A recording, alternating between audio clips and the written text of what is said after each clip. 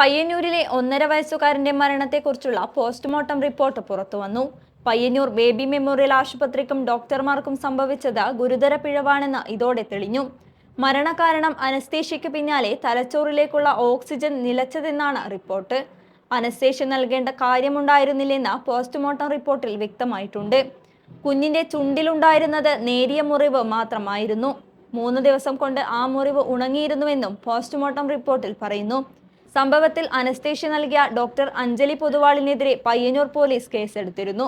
1.5 വയസ്സുകാരനെ ചികിത്സിച്ചതിൽ പിഴവ് പറ്റിയിട്ടില്ലെന്ന baby memorial ആശുപത്രി മാനേജ്മെന്റിന്റെ വാദമാണ് ഇതിലൂടെ പൊളിഞ്ഞത്.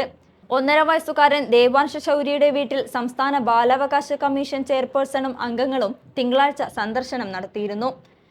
കുട്ടിയുടെ പിതാവ് സൂരജ്, മാതാവ് വിജിഷ, കുടുംബാംഗങ്ങൾ എന്നിവരോട് കമ്മീഷൻ ചെയർപേഴ്സൺ KV മനോജ് കുമാറും അംഗങ്ങളും സംസാരിച്ചു.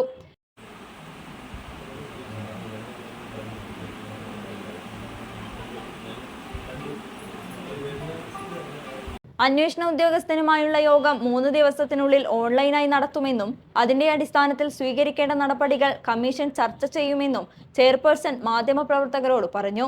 ഗുരുതരമായ കുറ്റകൃത്യം നടന്നിട്ടുണ്ടെന്നും ആശുപത്രിയുടെ ഭാഗത്തു നിന്ന് കുറ്റകരമായ അനാസ്ഥയും അലംഭാവവും ഉണ്ടായിട്ടുണ്ടെന്നുമാണ് കുട്ടിയുടെ രക്ഷിതാവിനോട് സംസാരിച്ചതിൽ നിന്നും മനസ്സിലായതെന്ന് ചെയർപേഴ്സൺ പറഞ്ഞു. കമ്മീഷന് ചെയ്യാൻ പറ്റുന്ന കാര്യങ്ങളൊക്കെ ഇക്കാര്യത്തിൽ ചെയ്യുമെന്നും അദ്ദേഹം അറിയിച്ചു.